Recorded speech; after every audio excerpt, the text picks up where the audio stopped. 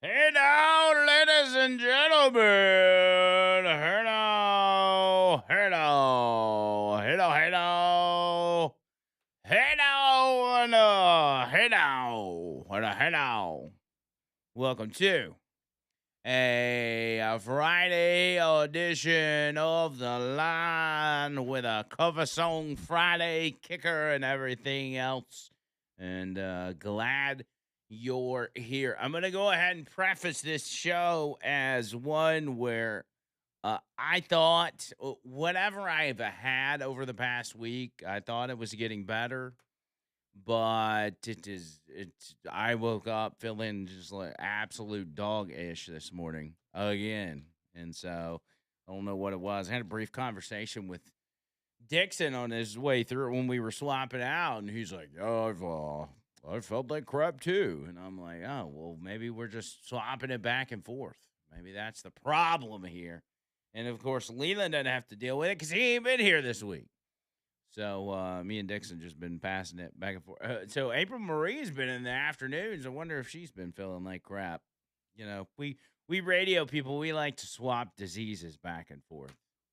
You know, we like to get in here and spit on microphones and everything else and uh, pass it around. That's what we do. We just pass it on around. OB filling in for John Bird today. John Bird's going to be on this afternoon with April Marie, and then we'll be back in the saddle on on Monday. We'll be back to normal. I think AJ's out today, so we did some swapping around, but a lot of stuff happening on the SCOTUS front, and I saw this on the way into work, and I was pretty distraught about it. There's not a lot of times where I see a headline and I'm like, you got to be kidding me. But this was one of them. When I found out that the Supreme Court has struck down Donald Trump's tariff powers or ability to impose tariffs under the IEEPA, which is the International Emergency Economic Powers Act. And years ago, this probably would have never even been a question, but everything's so politicized now, even including the Supreme Court. I will give credit to the three that dissented. You had a 6-3 ruling, and I believe it was Clarence Thomas, who always, by the way, always ends up on the right side of these things. Clarence Thomas is by far the best Supreme Court justice on the court. I believe it was Clarence Thomas, Samuel Alito, and Brett Kavanaugh. Those were the three. The rest of them, including Chief Justice John Roberts, decided to say, well, no, the president doesn't have the power to do this. And so he's got to go through Congress, which is an impossible task to do. So it's essentially the Supreme Court saying, no, you can't put tariffs on anybody. You can't use it as leverage. Even though, and this is what's crazy, in the Supreme Court, every Supreme Court justice, with the exception of probably Ketanji Brown Jackson, who doesn't know her ass from a hole in the ground, knows that the U.S. has been getting screwed over day after day, week after week, year after year. And by the U.S., I mean U.S. workers have been getting screwed over by countries, allies and enemies alike, all across the globe for the longest time. They know that, and they see that finally being rectified, and they decide to say, well, I mean, well, the president can't do that. Let's make him, let's make him approve the tariffs through the most divisive political apparatus that this country has ever known, which is Congress. And that's just, it's ridiculous. But it also, I don't know what the aftermath of this is going to be. I don't know what the next steps are. I do trust that Donald Trump has anticipated this ruling and has a plan B, because there's a lot of deals that have been made by Trump with other world leaders that were dictated by tariffs. that we put other world leaders in positions based on the tariffs to cut deals with us that greatly benefited the US, has brought billions and billions of dollars in investment into this country. And the question now is, where does that stand? Do these countries and these world leaders say, well, no, you can't do anything to us, so we're just going to back out of it? Who knows? Who knows what's going to happen? But I do, if there's a silver lining in this, I do believe that there is a plan B. I do believe that the deal maker in chief, the master of the art of the deal, knows exactly what he's doing and had a plan in the sense of anticipating that this could be a possibility. All bases are covered with this administration, no matter which way things go. Where this might be a surprise to us, and honestly, it was a surprise to me because I didn't even expect a ruling on this morning. Uh, it'll be interesting to see how it plays out. We're currently waiting on a response from Donald Trump himself on this ruling. And I would, instead of a Truth Social or a tweet, I would actually prefer him come out to the press briefing and respond to it, honestly, and let us know, hey, what's the next steps? Because I'm telling you, these tariffs are so vitally important. They're so, and and people were propagandized and freaked out on the front end of this, talking about how it was going to crash the economy. All Democrats said it, a handful of Republicans said it, that this was going to utterly crash the economy, and the economy has gone nowhere but up and gotten better since the implementation of these tariffs. And here's the Supreme Court screwing things up yet again. They have a tendency to do that. And it drives me nuts, especially considering 3 of those Supreme Court justices were appointed by Donald Trump. And might I note, out of the 3 that sided with the administration, that sided with the tariffs, only one of the 3 were appointed by Donald Trump. The other 2, Gorsuch and Amy Coney Barrett, sided with Chief Justice Roberts and said, no, he doesn't have the power to do the tariffs. Ugh. And that's what sucks about Donald Trump's first term in picking Supreme Court justices. I think he got bad advice. I really do. Even with Kavanaugh, I think he got bad advice on Kavanaugh. I think with all 3 of those individuals, we could have done better.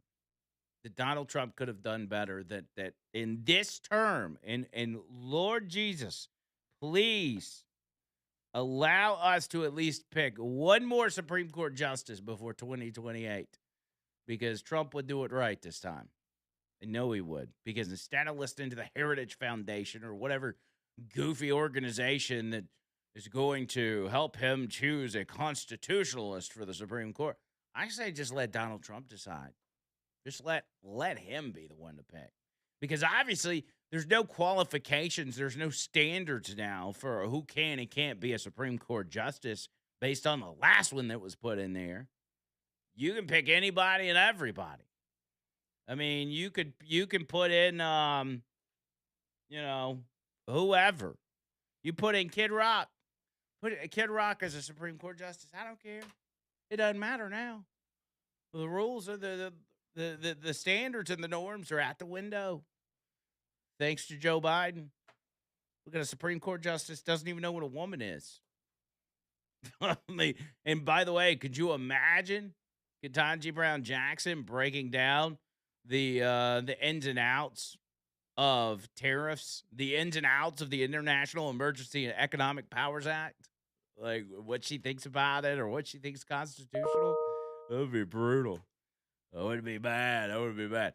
Okay, and also it's about, I just saw this flash on the text line, but this is another example of why we should just blow the filibuster out. Because if you get rid of the filibuster, guess what? Then the whole thing about never getting tariffs through Congress is a moot point, at least for the most part. I mean, you might have a little trouble with some, but You'd be a lot better off. It'd be a lot easier to get them things through. All right, here we go. Hey now, roll call. Let's see what we got today for our early birds. We got Bo, Avery, Rusty, Carrie, Jay, Peyton, and that's it for the early birds. Which means number one on the Hate Out roll call today is none other than Hell yeah, Ricky! Hey now! Hell yeah! I don't know if Ricky's ever won before. Good job, buddy. Proud of you, Ricky. Proud of you. Shane from Berry Mountain at number 2 and Cherry at number 3. Congratulations, Cherry, making it in the top 3. Then you got Austin, Tracy, Hippie with the J's, Maggie, Craig, Mark, Grumpy Old Goat, Heath, Scott, Dale, Dexter, Andrew, Bubba Rumble, Lisa, TR, Mark and Kim, Bree, Boomer, Jesse, the Chicken Lady, Jake, Will, Joe, everybody. Hey now. Hello. All right. So Ricky, send us your song sometime between now and the bottom of the hour, and we'll get you in. Make sure it's cover songs, Cover Song Friday, so don't forget. And if you want to get in on the show, 205-545-9950. Remember, I'm sick today, so y'all take it easy on me. I don't even know that I'll have a voice by the end of this show, but we're going to try to make it work. Quick break. More show coming up right after this.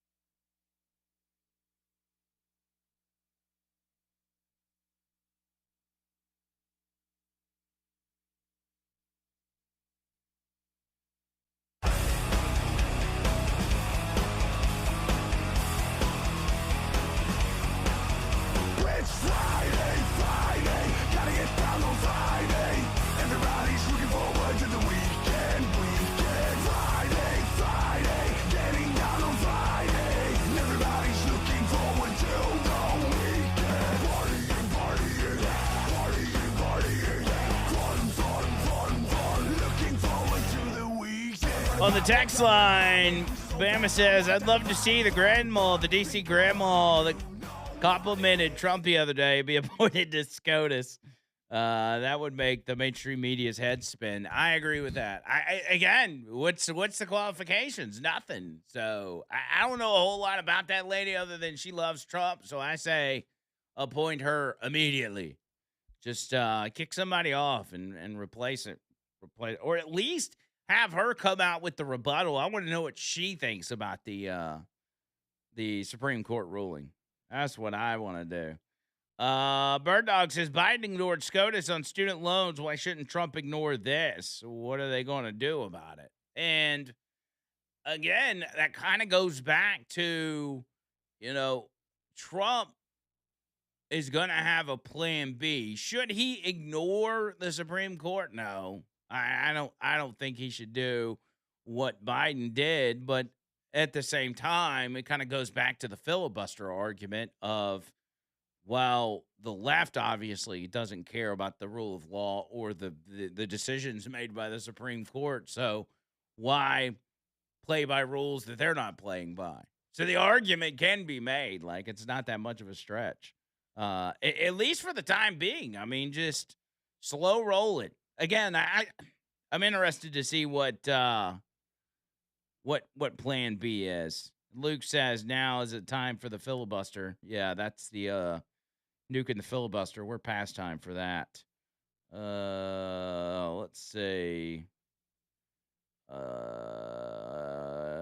Looking through. Flu B. Do we think I got flu B? Surely I don't have the flu. I don't think it was that bad. It was just it was something that was lingering that was just kind of, I don't know, was wearing me out.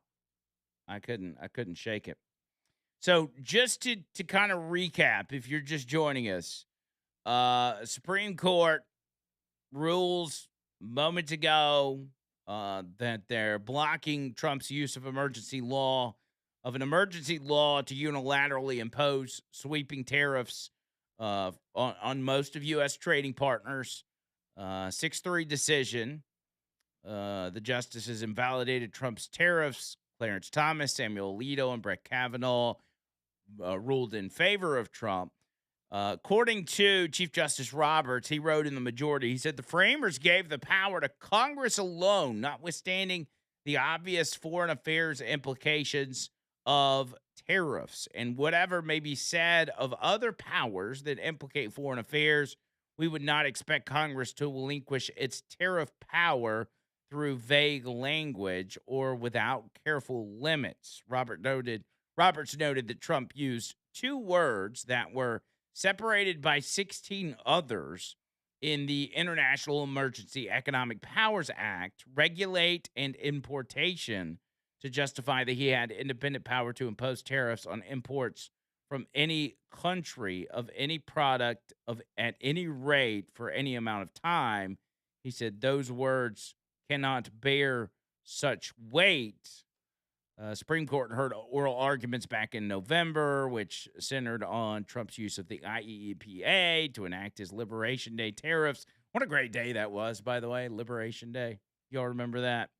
Lawyers for the administration cited that declaration as the legal basis for invoking the IEEPA, which allows the president to respond to unusual and extraordinary threats when a national emergency has been declared. And if we put this under the category of threats, it has in fact been a threat to our country and our national security that we've gotten screwed on trade, because it has allowed for industries to move, and nothing is more important to your national security than for you to be producing your own goods, such as your own medication, such as your own materials like metal or steel or whatever, your own electricity, your own coal, your own minerals.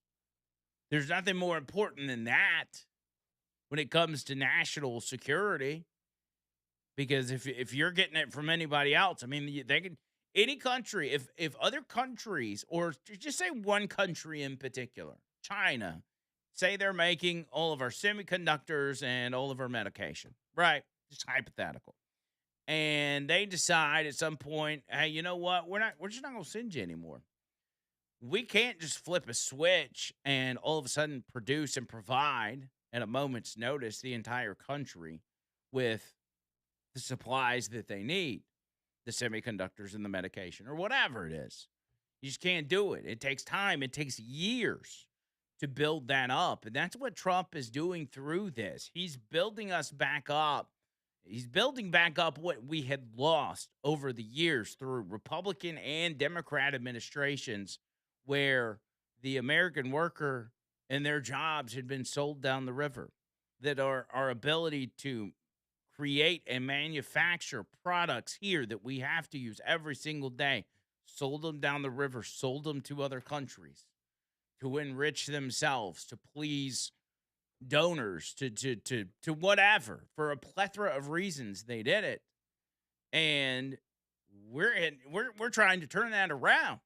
So again, going back to my original point, if this is about a threat or national security, it's obvious that it falls into that category. In April, Trump declared the U.S. trade deficit a national emergency, and lawyers for the administration have cited that declaration as the legal basis for invoking the IEEPA, which allows the president to respond to unusual and extraordinary threats. The court agreed to take up the case last fall after lower courts, including the U.S. Court of International Trade and the U.S. Court of Appeals for the Federal Circuit, blocked Trump's attempt to use the IEEPA to enact import duties. Lower courts pressed the Justice Department to explain why Trump invoked the act when others, more narrowly tailored statutes enacted by Congress more specifically address tariffs, including laws that cap tariffs at certain levels or set time frames subject to congressional review. Law authorizes the president to regulate importation during a declared national emergency, but it does not mention the word tariffs, an omission that was at the heart of the hours-long arguments before the court in November. The absence of the word was a key factor in the majority's decision. During oral arguments, justices pressed Solicitor General John Sauer, who argued on behalf of the government, on whether IEEPA applies to tariffs or taxation powers and what guardrails, if any, would limit the executive branch should the high court rule in Trump's favor. Sauer told the justices that the IEEPA allows a president to regulate importation of goods, which he said was the practical equivalent of a tariff. So anyway, that's all the mumbo jumbo that got us to this point. We'll see what Trump says. Your phone call's coming up.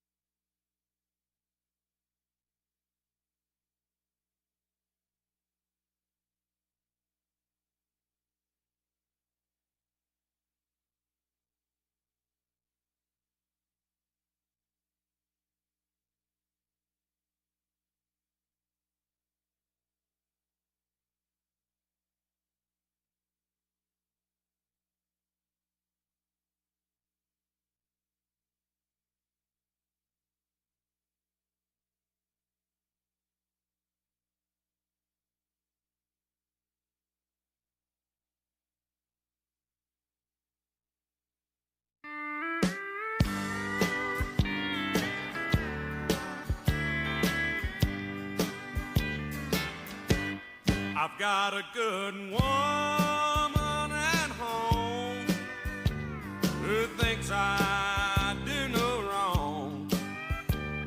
But sometimes, Lord, she just ain't always around. And you know that's when I fall. Now I can't help myself at all. And I get whiskey bent, hellbound. All right, so Play me some songs about a since I'm sick, I forgot to impose the cover song rule where you have to pick a cover song, and I didn't realize it till just now. So, hell yeah, Ricky gets a pass today for not picking a cover song. I'm sure there's a cover version of that song, but it's whatever. We'll do cover songs from here on out. It's fine. It's whatever. So again, before I get to your phone calls, and if you want to comment on this, 205-545-9950. There's a couple things to note. Now, first of all, this is on its face. It seems like a devastating loss. Even Kavanaugh wrote a 63-page dissent as to why he thinks this ruling is bad, and billions of dollars are going to be missed out on if this in fact is the end of the road. But I don't think it is. I think there's a plan B, and the reason for that is because this ruling only applies to the IEEPA, the emergency tariffs, or whatever you want to call them. The media calls them a bunch of different things, but this particular law is what they're ruling on, which means that Trump can, in fact, impose tariffs. He just can't use this provision, according to the Supreme Court. There are sections like 232 and 301 that I've just over the past few minutes I saw that allow him, and I don't know in what capacity, to impose tariffs on other countries. But that will likely be the plan B. I don't think there's going to be this ignoring of the Supreme Court in their ruling. There are other avenues, which will likely be what it is. However, on the other hand, the media and the left will take this as a win, and they will try to paint it as Donald Trump can no longer impose tariffs on other countries. And then when he uses a different route, they will say he's going against the Supreme Court or acting illegally or something. That's just what they do. So that's where we're at on that front. And that's why I'm interested to see what Donald Trump's response to this is. We'll let you know as soon as that happens. Rick's on the line. Rick, what's up, buddy?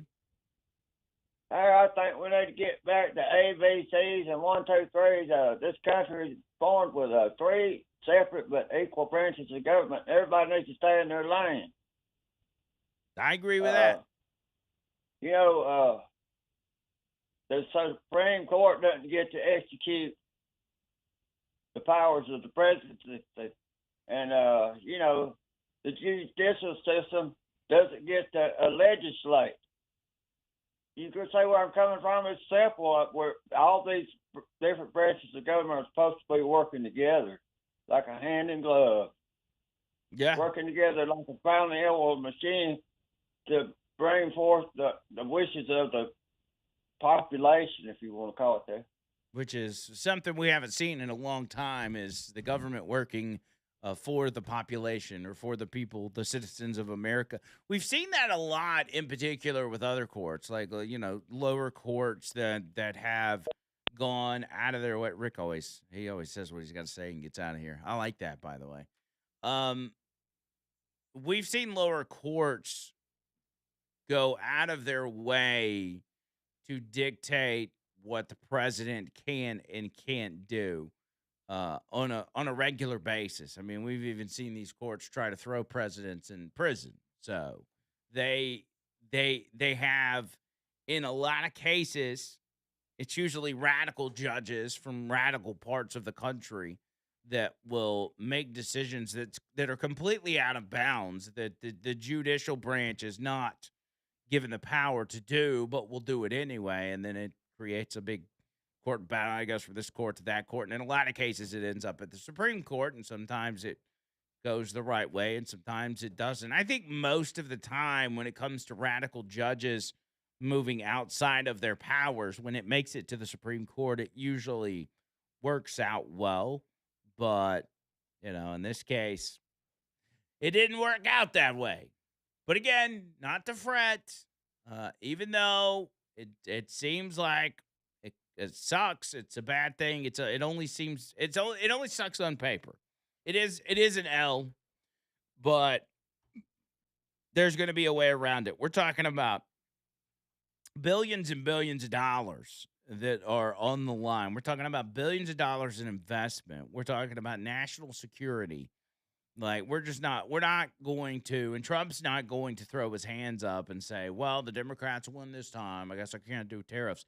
There's too much on the line. As I stated in the first segment, there are deals all across the board that have been made based on these tariffs, or at least the threat of tariffs, saying that, hey, unless you cut a deal with us, or unless you want to invest in our country or whatever, unless you lower your tariffs on us, we are going to give you reciprocal tariffs, and you're gonna have to eat it. And it changes people's minds really quick. And most of these deals, by the way, tariffs stay in place. They just get reduced dramatically, and we always end up putting a higher tariff on them than they put on us, when before that it was the exact opposite. And the thinking behind that is, hey, you've been screwing us over for a long time, so we're going to just screw you over a little bit for now, and then maybe down the road we'll even it out and just kind of do a tit for tat, a 10% versus a 10% or whatever. I don't know what the long-term deals are, but the immediate stuff, it's like, hey, we're just trying to make things fair. That's all these tariffs are about, is leveling the playing field. As we've stated from the very beginning, as people freaked out about them, they were going to crash the economy. Oh my God, it's the worst thing ever. Calm down, dude. It's all right. We got this. So I don't see a whole lot changing on that front, honestly. The more I think about it, the less worried I am about it. 205-545-9950,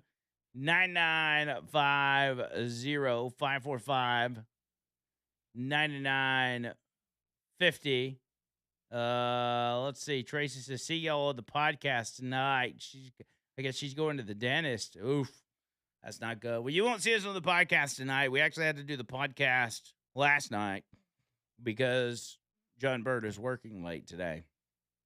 But that podcast is out there, so you can go back and watch it and just pretend we're live if you want to.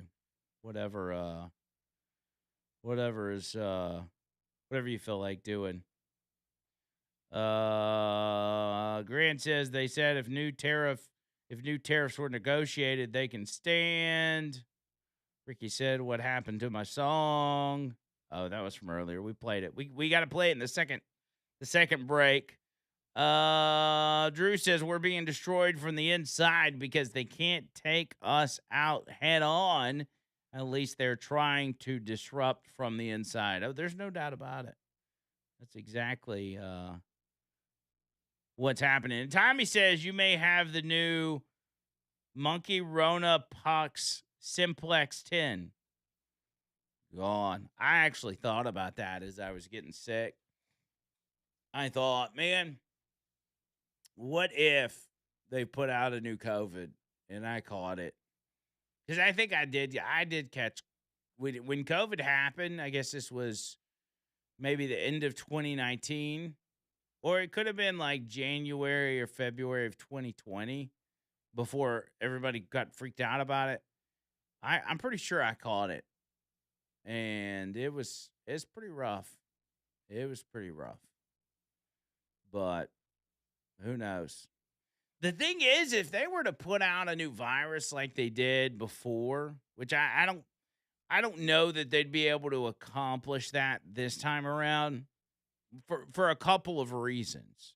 One, we're not tied in with the WHO and things of that nature that forced us to react in a certain way to COVID. But second of all, I don't think you could convince the population to go along with what they did last time because so many people now look at that situation as being a scam. Did people die? Of course they did. Did it hit the elderly people especially hard? Of course. Was there tragedy for a lot of people? Yes, 100%. All of that was real. But the reaction to COVID is what was fake and manufactured. When COVID itself was manufactured in a lab, but whatever, and paid for by you, by the taxpayer. The reaction and the immediate government control over people's lives that would never fly these days.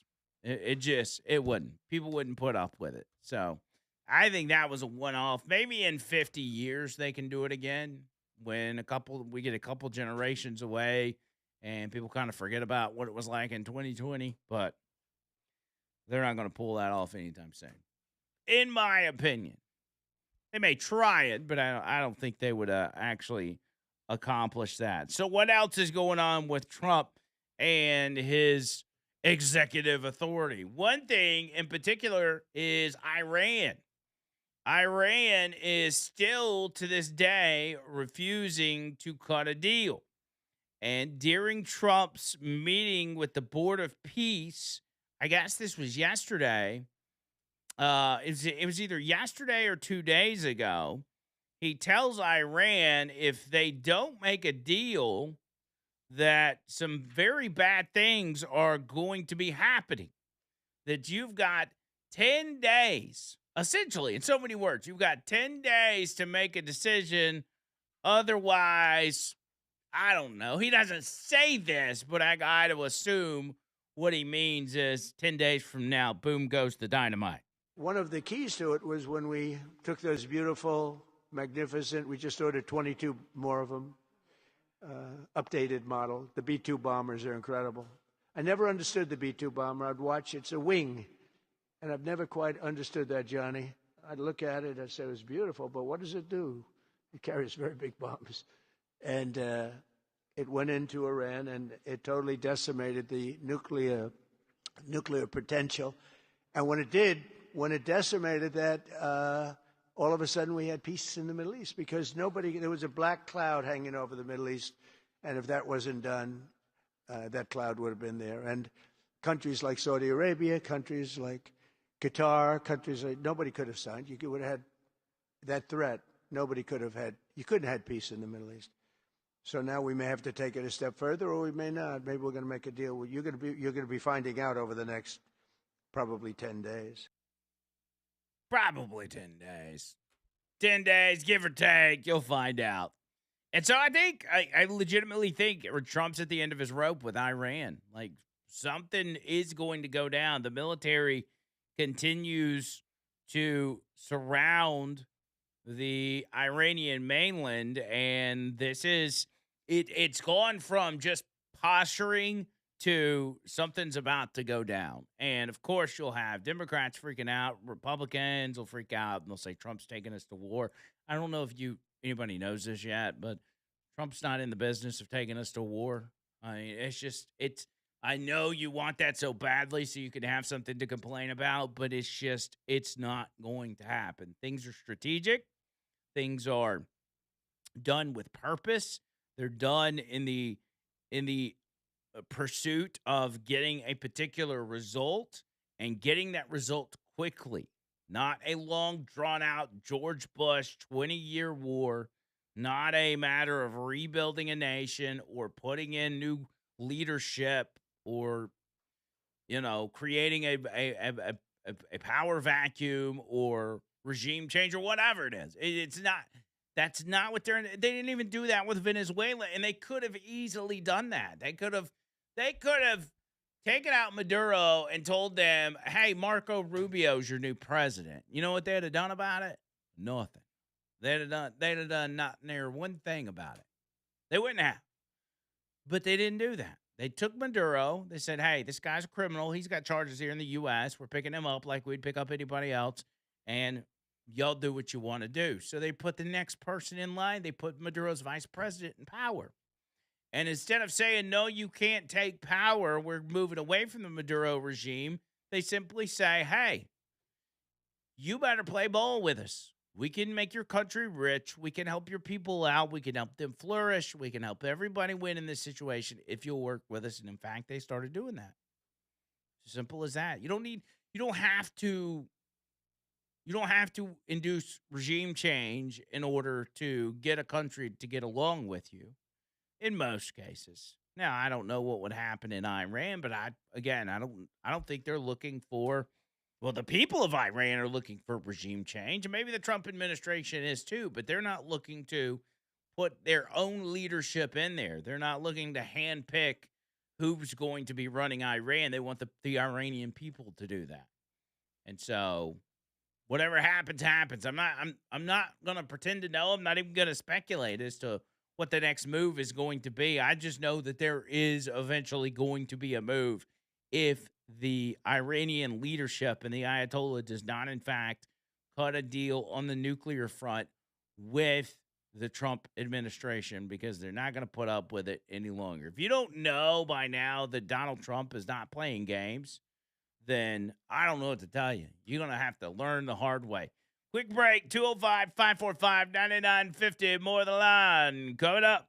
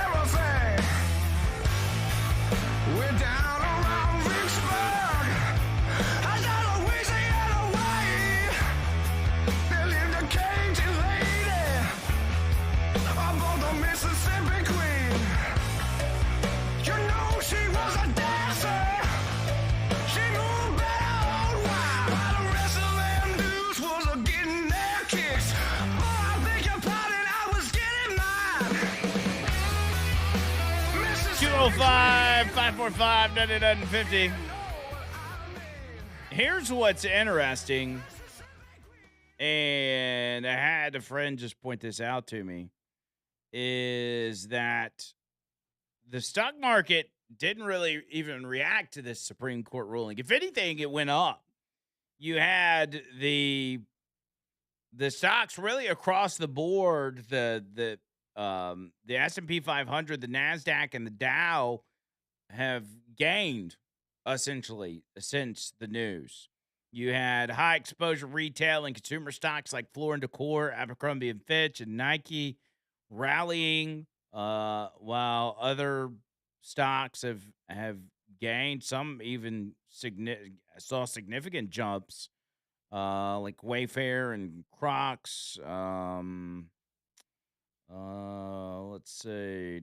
And the reason for that, I don't even know.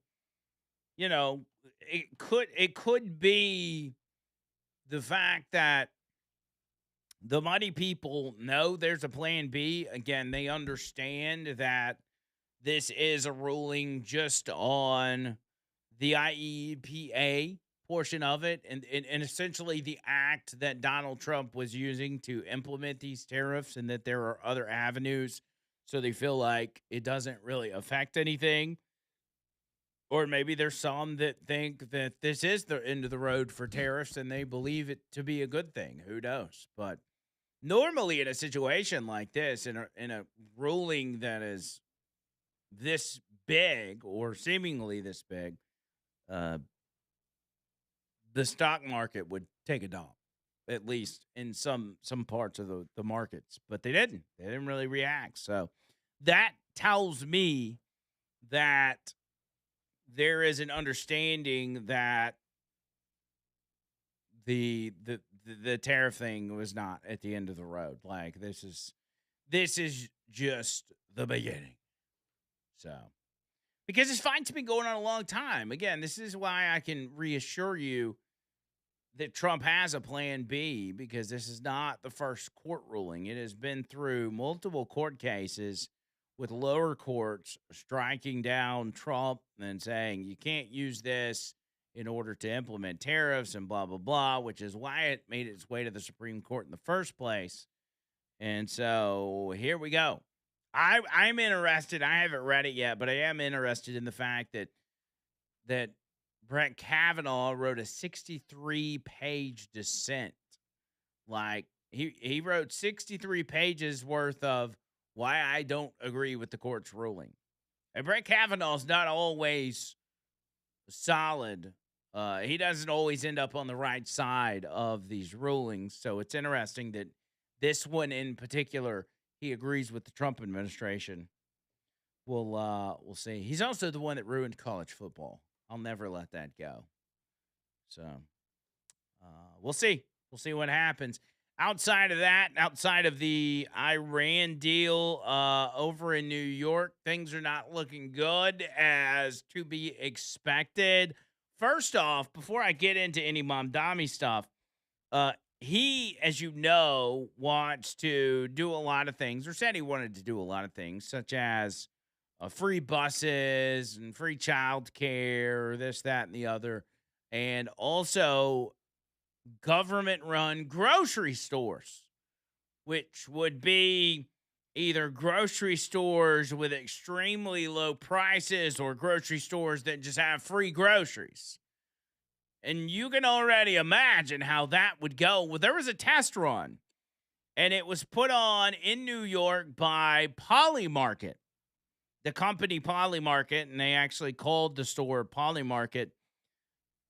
They opened that store on Sunday for 5 days in the West Village to offer free groceries to impoverished New Yorkers and people simply looking for an easy lunch. And as I said, it went as expected. I'll give you the info on that next.